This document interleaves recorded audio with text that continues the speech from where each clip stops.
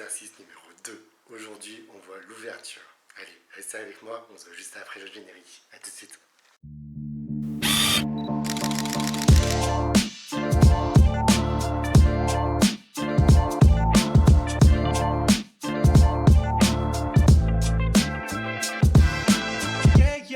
Bonjour tout le monde et bienvenue dans Passe en photo. Donc, l'épisode d'aujourd'hui dans lequel nous allons voir le sujet de l'ouverture. Donc on va procéder à un petit exercice sur lequel vous allez découvrir un petit peu à quoi sert l'ouverture en photo. Alors, dans un premier temps, qu'est-ce que l'ouverture? Avant d'aller plus loin, déjà vous expliquer ce que c'est. Donc l'ouverture, c'est un élément qui est construit dans l'objectif. Et en fait, vous avez votre objectif avec donc, toutes les lentilles qui se suivent. Et dans cet objectif, il y a ce qu'on appelle un diaphragme. Le diaphragme, c'est une sorte de, on va dire, de petits volets qui permettent de laisser rentrer plus de lumière ou moins de lumière pour que justement vous puissiez avoir une exposition qui soit quand même plutôt intéressante par rapport à vos besoins. Donc surtout ce qu'il faut retenir aussi, c'est que ce diaphragme, ce volet, permet justement donc non seulement de laisser rentrer plus ou moins de lumière, mais il permet aussi de jouer sur ce qu'on appelle la profondeur de champ. La profondeur de champ, c'est la zone de netteté dans une photo. Vous avez généralement vu des photos avec un premier plan, deuxième plan, troisième plan. Bien sûr, vous pouvez décider d'avoir la photo qui est nette sur l'ensemble des trois plans, ou la photo qui est plus ou moins nette, donc plus floue par exemple en arrière-plan ou en avant-plan, selon les besoins ou vos envies aussi. Voilà. Donc l'idée c'est de savoir comprendre comment ça fonctionne pour qu'à terme vous puissiez le maîtriser et puis l'utiliser dans vos photos. Donc on va passer à l'exercice, en espérant justement que ça puisse vous aider. Allez, je vous dis à tout de suite. Le matériel est préparé. Pour cet exercice qui est donc basé sur l'ouverture, je vais dans un premier temps donc allumer l'appareil photo.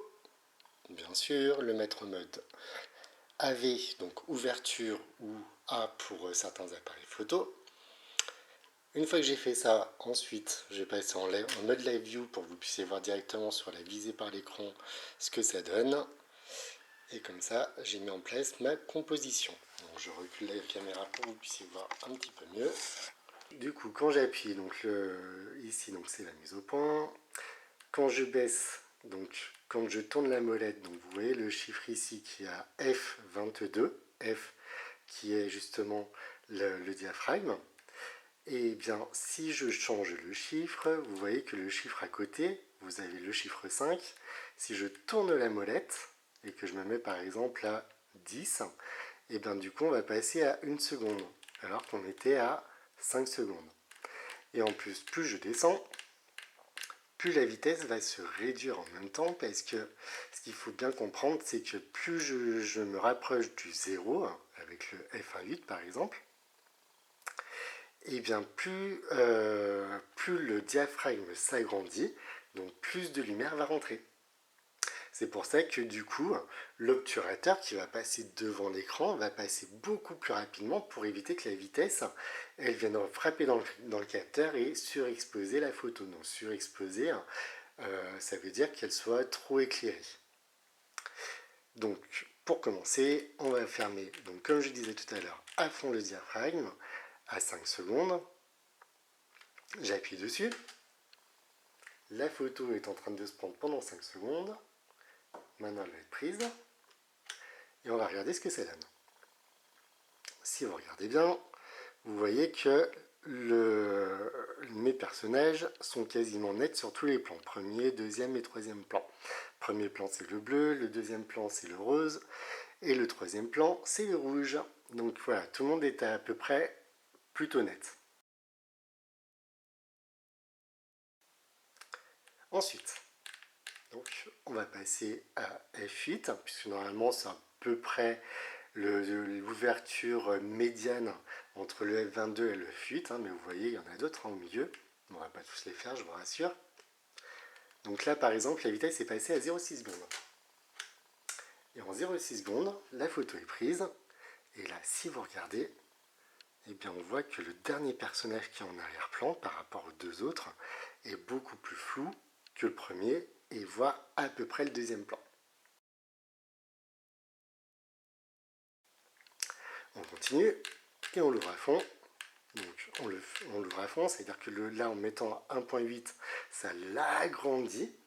Donc la lumière va rentrer beaucoup plus rapidement. Donc pour éviter qu'il y ait trop de lumière, du coup l'obturateur va devoir aller encore plus vite. J'appuie encore. Attention, à 1/25e de seconde. Et vous avez une photo qui n'est pas du tout la même que la première.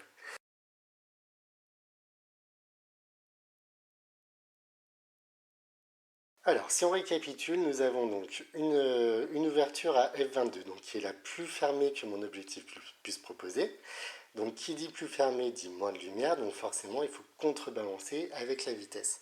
C'est pour ça que du coup, on a une ouverture à f22 et une vitesse qui est un peu lente, puisqu'elle permet pendant 5 secondes de rester ouverte et d'attendre qu'au bout de 5 secondes, la lumière soit assez rentrée pour exposer la photo sur toute sa zone, qu'elle soit suffisamment éclairée, mais pas trop.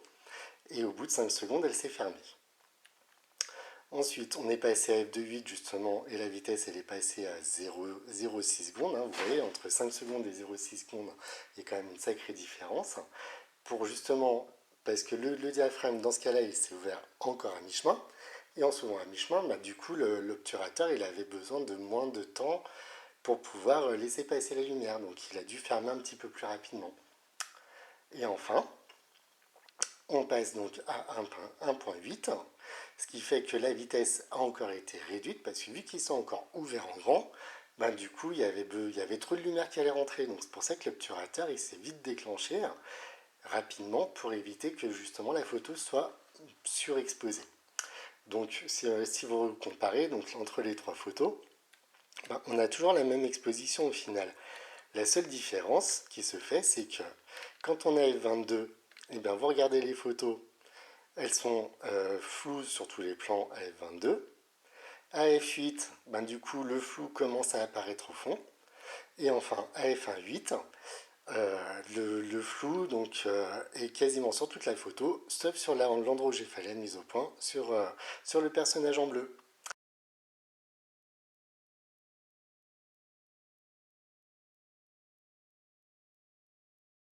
Cette vidéo est terminée, j'espère surtout qu'elle vous a plu et qu'elle vous a surtout aidé à comprendre comment fonctionne l'ouverture en photo. Pour ma part, je vous souhaite une bonne journée, de bonnes vacances pour ceux qui le sont. N'hésitez pas à vous abonner sur la chaîne, à activer la petite cloche justement pour être tenu au courant des nouveautés, des nouvelles vidéos, parce qu'il y en aura d'autres dans les prochains temps. Et également à me mettre un petit pouce bleu sur la vidéo, ça fait toujours plaisir. Et en attendant, je vous remercie pour votre participation et je vous dis à très bientôt. Allez, au revoir tout le monde, merci.